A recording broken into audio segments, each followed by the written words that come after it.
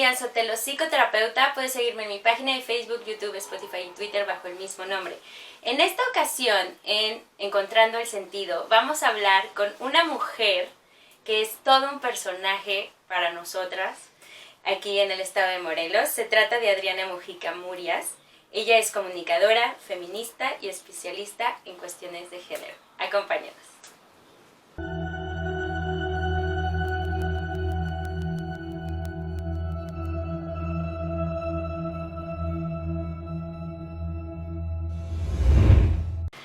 Adriana, muchas gracias por haber aceptado la invitación.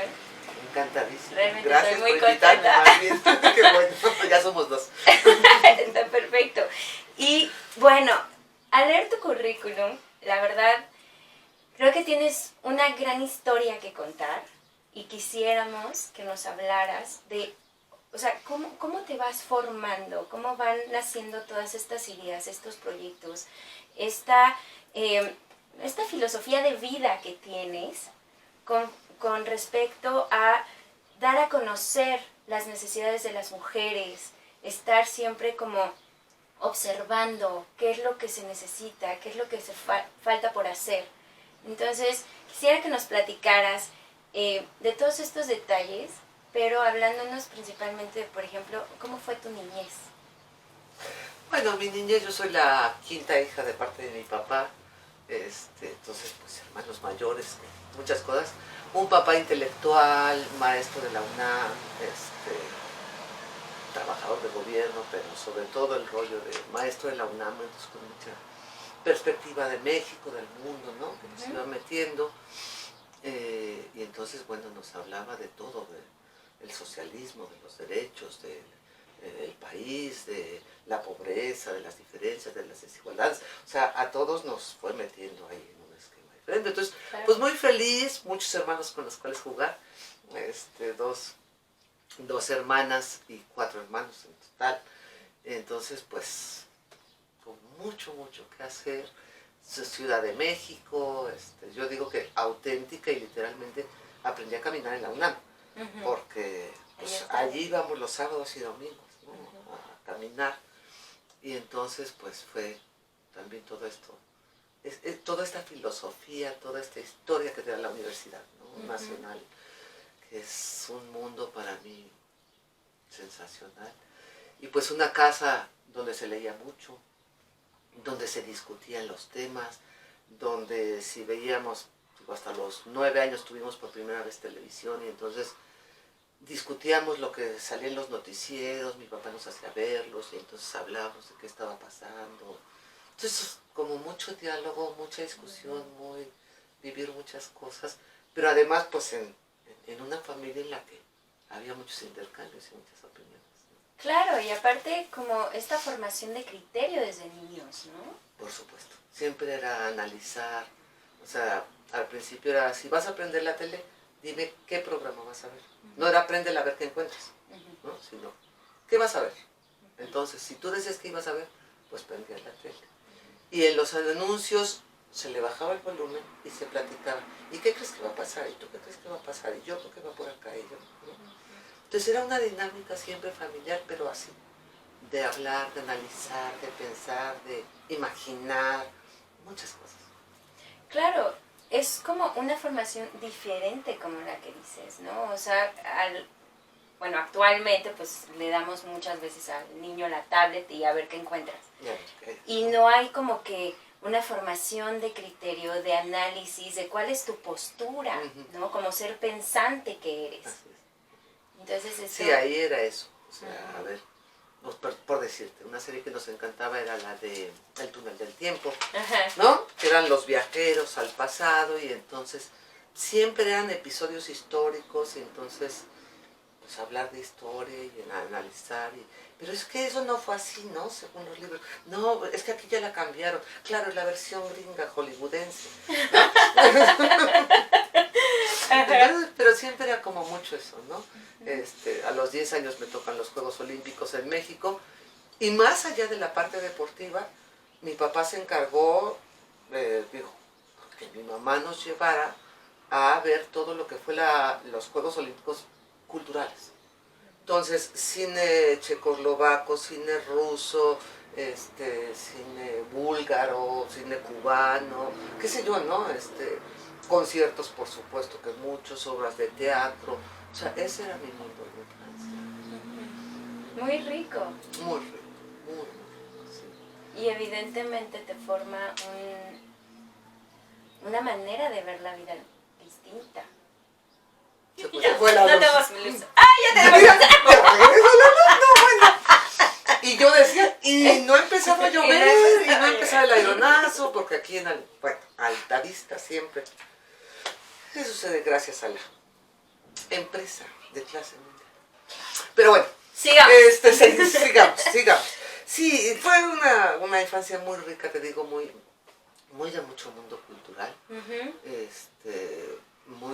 Mi papá era muy cinéfilo y entonces casi todos los fines de semana íbamos al cine, pero a ver, buen cine.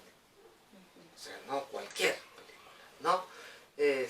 Lo que decías de que ahorita, pues, yo sí tenía compañeros que prendían la tele nada más a ver qué había, ¿no? Como se los damos ahorita a los niños, las tablets, la tele, el internet. No, ahí eran otras las reglas en la casa. Y entonces, pues sí, fue una infancia diferente. Claro. También fuimos a escuela pública, o sea, aún habiendo dinero en casa. Mi papá decía, escuela pública, porque esa es la realidad de México. Una escuela particular no te va a decir en qué México vives. ¿No? Te va a dar una idea de un México falso.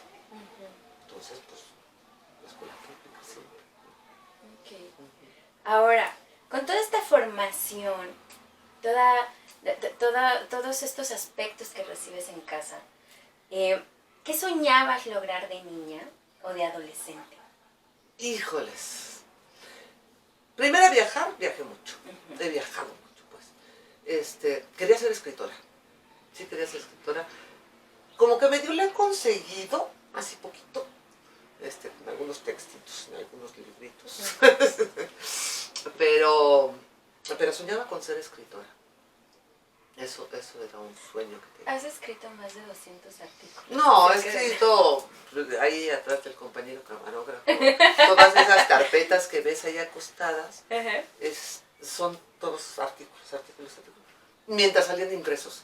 O sea, a partir de que ya no salen impresos, pues ya no hay más, ¿no?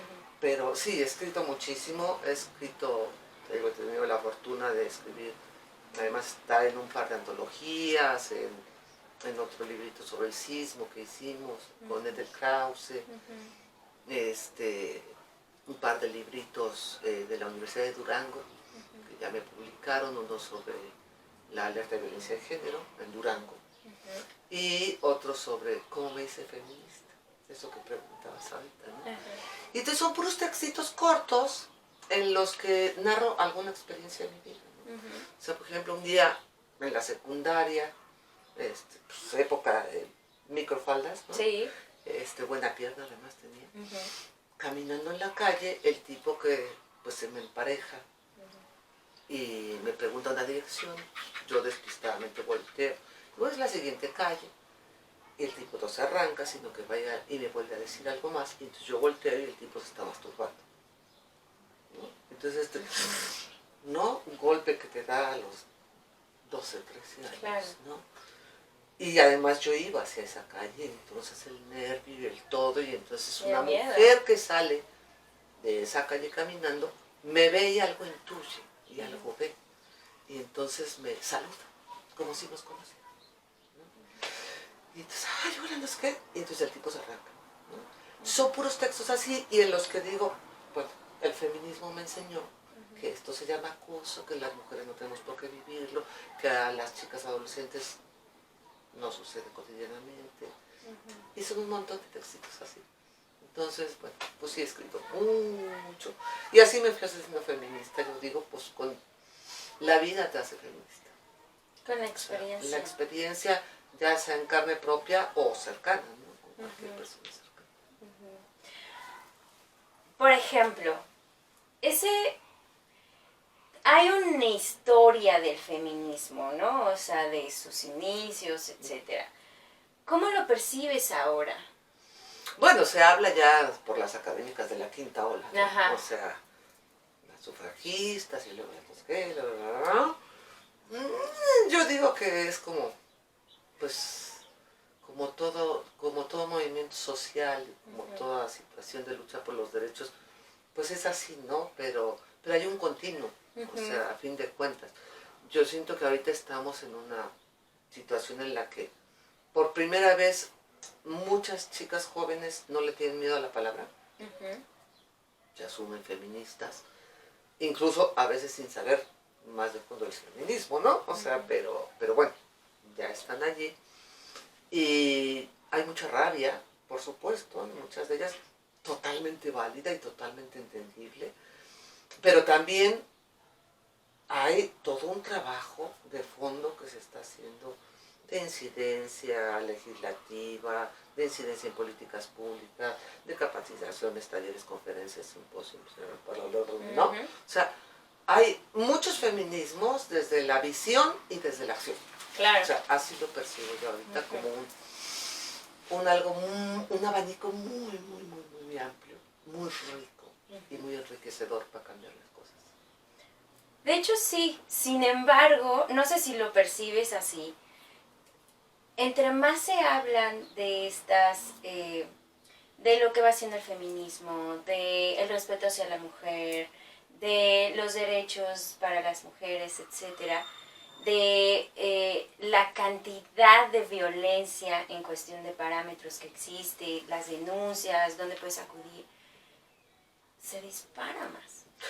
Ya hay una serie de compañeras académicas que, digamos, a lo que han llegado, sin estar totalmente demostrado, pues, digamos, ¿no? Pero la teoría que están manejando es que claro que nos están castigando, ¿no? O sea, el sistema patriarcal, el machismo, la misoginia, nos está castigando con estas violencias por estos avances, ¿no? O sea, mientras más avanzamos, pues más hay que frenarnos. Y hay que frenarnos de maneras más radicales porque cada vez que violentas a una mujer es el ejemplo para otras. De que se frenen y no avancen. Y entonces, bueno, ellas hablan de esto, ¿no? De que por supuesto que hay una reacción a toda acción y con los avances, pues la reacción es brutal. Sí, claro, porque parece que les dices golpearlas más. Claro. ¿No? Violéntalas más. Pues sí, un sistema patriarcal que a fin de cuentas tiene un nivel de impunidad altísimo en los delitos contra las mujeres. ¿No? Sí. Entonces, pues con esa impunidad, ¿qué les va a pasar? ¿No? Eso es lo que pienso. Pues no va a pasar nada. Sí, porque no hay castigo real. Claro, ¿no? Las estadísticas son terribles de la impunidad. Sí, exactamente. Bien, ahora, haciendo un poco de historia. En el 2009 llegas a ser diputada y presidenta de la Comisión de Equidad de Género del Congreso del Estado de Morelos. ¿Cómo encuentras la comisión en 2009 y cómo la ves en 2022? Bueno, mira, yo tenía ya, bueno, yo entro realmente en la suplencia y entonces de diputada 3 meses, nada más. Pero de asesora 2 años y cachito, ¿no? Okay. Entonces, digo, estuvimos desde que entramos ahí el equipo, trabajando con la diputada que preside la comisión, entonces se hicieron cosas interesantes, creo que por primera vez había, por ejemplo, la tipificación del feminicidio sale ahí, ¿no? De esa comisión en esa legislatura. Ya cuando me toca a mí, saco adelante la ley del instituto, aunque la aprobaron mucho después, del Instituto de la Mujer, que antes estaba por decreto y ahora ya está por ley. Entonces, había como visión, no sé si tanto en la diputada, pero sí entre las que estábamos en el equipo, y entonces le decíamos a la diputada, ándale, ve, vas por aquí, vas por acá, ¿no? Y nos hacía caso. Entonces se hicieron bastantes cosas interesantes. Yo creo que se avanzaron cuestiones que eran fundamentales. Y si doy un brinco hasta ahorita, te diría que qué horror. O sea, porque además ya no sabes quién está, cuál es su agenda legislativa, si es una, si es otra, si a la que se la quitaron, si la que estaba, si la que hoy está, si el juicio, ¿no? O sea, hasta el Tribunal Superior de Justicia, la Suprema Corte, o sea, pues no sé ni qué está haciendo la comisión realmente, ¿no? O sea, por esto que no sabemos, porque una la presidía y ahora la preside otra. Y en el camino yo diría pues que tristemente desde la primera vez que se hizo la comisión, primero de equidad y luego de igualdad, pues como en todo han entrado mujeres que no necesariamente tenían perspectiva de género, que no necesariamente sabían de qué se trataba, que incluso era como la comisión Fuchi, que le dejaban a la que menos poder político tenía, ¿no? No era una comisión que se arrebataran así de, no, esa yo la quiero porque tengo mucho que hacer. No. Entonces pocos casos creo que ha habido de diputadas que la han presidido realmente con una visión de saber qué es lo que le toca a esa comisión y de impulsar una agenda legislativa realmente como se necesita, ¿no? Incluso, bueno, pues hemos tenido hasta providas en esa comisión, ¿no? Entonces,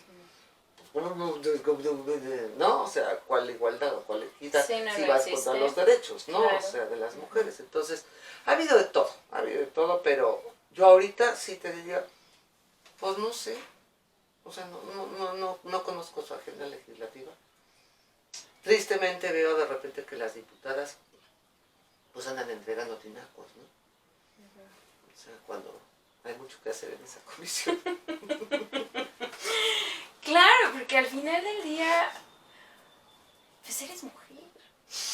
Sí, no. Pero en el feminismo decimos, cuerpo de mujer no garantiza perspectiva. Totalmente de acuerdo. ¿No? Y entonces ahí está Margaret Thatcher, o ahí está, ¿no? O sea, muchos ejemplos, o la maestra Cortillo. Pues sí, muy mujeres, pero... ¿no? Sí, claro. Y más ahorita, más en los tiempos de ahorita. Pues sí, debería ser por default, pero no es. Exactamente, debería de ser por default o deberían de ver la trascendencia, o sea, irse más para allá en vez de quedarse aquí y ver la trascendencia que tendría su papel si realmente ejercieran el título que tiene esa comisión. Exacto, pues la importancia. Exactamente, sí. Súper importante. Muy importante en uno de los estados con alerta de género y uno de los estados más violentos contra la mujer. Así es. Creo que hay mucho que hacer. Muchísimo. Digo, está pendiente la armonización legislativa de la ley de acceso, que tendría que transversalizarse a todas, ¿no? A muchas de las leyes que hay en el estado. El Código Penal necesita tener ahí tipificadas cada una de las violencias que están en la ley de acceso. O sea, hay mucho que hacer. Claro. Y pues no sé de por dónde. No sé. Bien. Ok, sigamos antes de que me deprima. De repente no así como sí. No, ya, sí. No, hay que seguir. Seguimos en la lucha. De 2012 al 2014 diriges el Instituto de la Mujer. ¿Cómo lo encuentras cuando llegas? ¿Qué implementas cuando tienes la oportunidad de estar ahí? ¿Y cómo lo entregas? Mira, ¿cómo lo encuentro? Con algunas políticas que se están desarrollando bien, interesantes a favor de los derechos, con ciertas restricciones. Hay que tener claro que antes de que yo entrara, todas las directoras habían sido del PAN, con cierta ideología del PAN. Claro. Entonces, por supuesto que había temas que no se tocaban en el instituto, ¿no? O sea, el derecho a decidir estaba prohibido, ¿no? Por ejemplo, por poner un ejemplo nada más, ¿no? Entonces, si alguna mujer, pues, pedía un aborto y la criminalizaban y pedía ayuda en el instituto, pues... no la recibía. ¿No? O sea, por decir, ¿no? Aunque fuera por violación, aunque fuera por este tipo de cosas. De hecho, supimos de una pequeñita a la que viola el padrastro, de 10 años, la embaraza. Y lo que hace el instituto es hablarle de lo lindo que es ser mamá, ¿no? Y pues impulsarla a que lo tenga. Sí, no, un embarazo, ¿no? Una niña de 10 años. O sea, así eran las condiciones del instituto. Entonces, tenía cosas que valían la pena, hacía buenas políticas públicas en algunos sentidos, algunas violencias las atendía, con la asesoría jurídica y la atención psicológica, pero pues, con sus, ¿no? Restricciones. De hecho, el día que cambiamos, ya cuando yo entro, cambiamos la dirección del instituto porque estaba hasta la punta de Chapultepec. Y la acerco a la Procuraduría porque muchas mujeres iban a denunciar ahí, las mandaban al instituto y no llegaban, ¿no?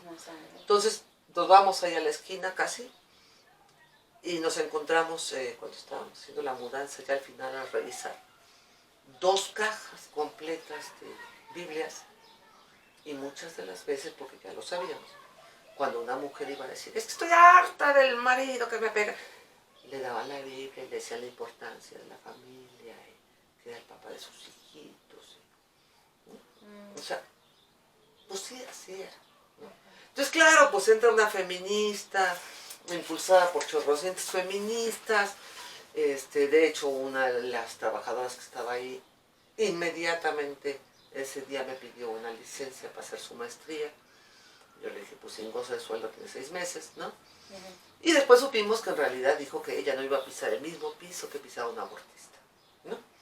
Entonces, bueno, pues así era. Y entonces, claro, pues nosotras decimos, pues se abra todas las violencias, se asesoran todas las violencias, se apoyan todas las violencias y lo demás que podamos hacer, ¿no? Entonces hicimos, por ejemplo, un buen diagnóstico sobre la situación de violencias a las trabajadoras del Estado y también uno sobre las violencias a las trabajadoras de la universidad. Ninguno de los dos hicieron nada al respecto, pero nosotras hicimos el diagnóstico, fue buen hecho, ¿no? Entonces, pues hicimos lo que pudimos, hasta donde pudimos.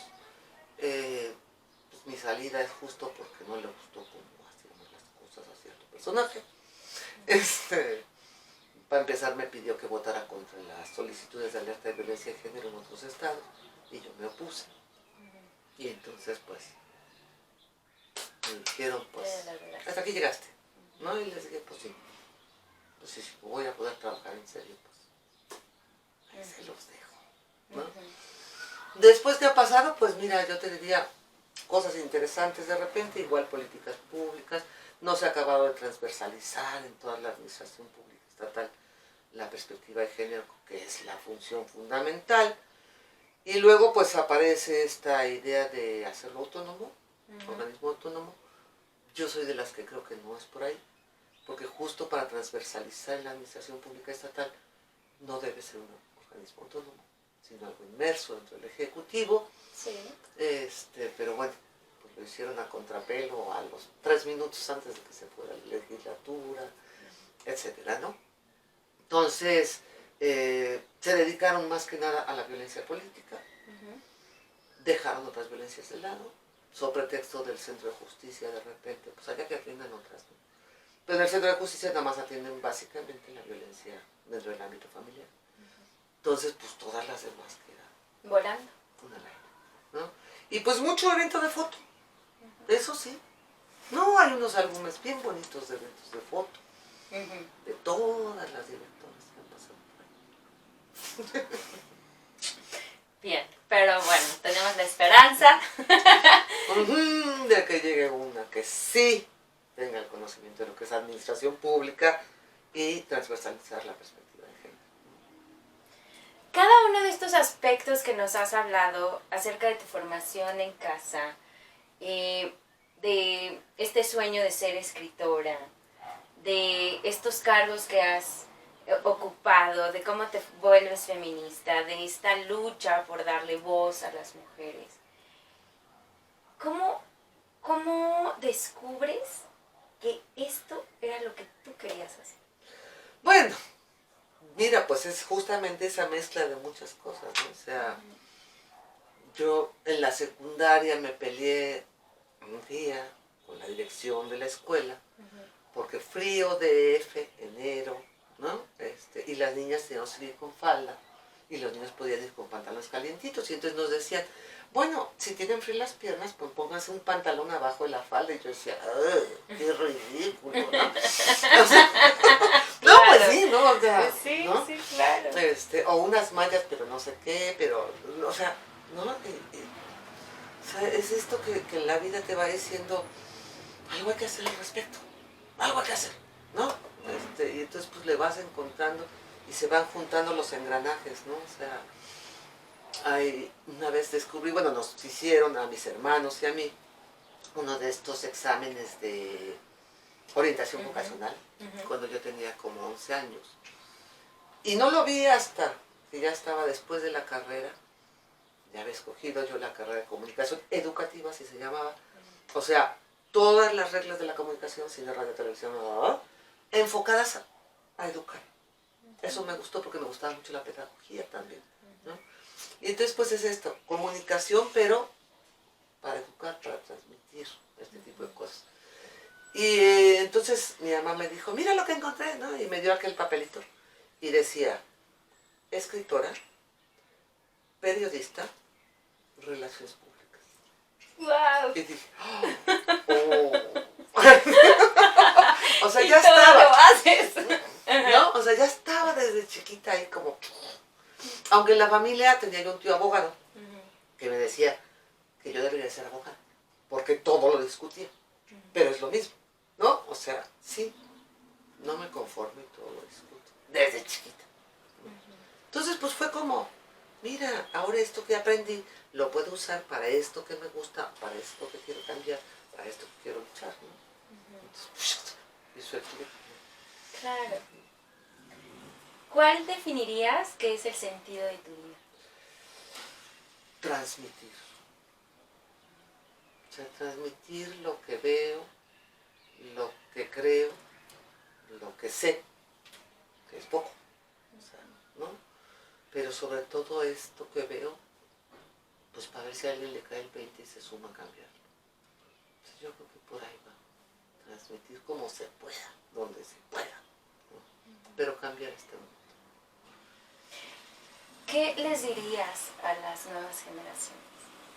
Híjoles, que la cosa está en la trompada. Que tienen todo en sus manos ahorita para volver a tejer comunidad y hacer una sociedad diferente que no hemos podido hacer las más grandes. Exactamente. Muchísimas gracias. No, pues gracias a ti.